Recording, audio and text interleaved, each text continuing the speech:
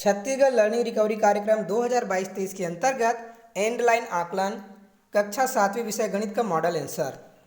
प्रश्न पहला का सही उत्तर होगा 390, दूसरा का सही उत्तर 421, तीसरा 4/15, 4 का 1।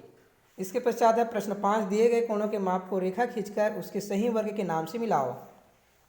तो 40 अंश को मिलाएंगे न्यून कोण के साथ, 285 अंश को मिलाएंगे वृहद कोण के साथ, 135 अंश अधिक कोण और 90 अंश को मिलाएंगे समकोण के साथ।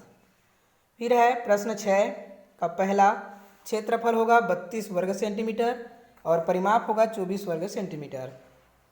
इसके पश्चात प्रश्न 7 का पहला 1/3, प्रश्न 7 का 2 9/4, प्रश्न 7 का 3 0.4। इसके पश्चात नेक्स्ट पेज पे चलते हैं।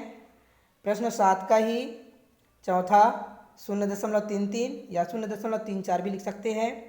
प्रश्न 8 का पहला पुलाव, दूसरा 25 दिन, तीसरा 50 दिन, चौथा 10 दिन। प्रश्न 9 का पहला 750 रुपये, दूसरा 3750 रुपये, तीसरा 60,000। इसके पश्चात प्रश्न 10 का पहला, यात्रियों में सबसे कम संख्या किसकी है? तो ये होगा बच्चों की। दूसरा 3600, तीसरा आएगा 400। प्रश्न 11 नेक्स्ट पेज पे देखते हैं। प्रश्न 11 का पहला है, इस त्रिभुज का नाम लिखिए। तो त्रिभुज का नाम होगा त्रिभुज ABC। दूसरा कोण B बराबर होगा 90 अंश और कोण A बराबर होगा 55 अंश। प्रश्न 12 का पहला 0, दूसरा ऋण 6, ऋण 3, 0, 3, 4, 5। इसे आरोही क्रम में व्यवस्थित करना है। फिर तीसरा होगा ऋण 24। नेक्स्ट है प्रश्न 13 का पहला, सही उत्तर होगा x, दूसरा x धन 5 और तीसरा 7y धन 3x में 5x धन 4y को जोड़िए। तो सजाती पदों को जोड़ना है, जैसे कि x को x राशि के साथ जोड़ना है। तो ये हो जाएगा आंसर 11y धन 8x। इसके पश्चात नेक्स्ट पेज, इसी का चौथा 3b ऋण 5a को ऋण 3x से गुणा कीजिए। तो गुणा करने पर सही उत्तर आएगा ऋण 9bx धन 15ax।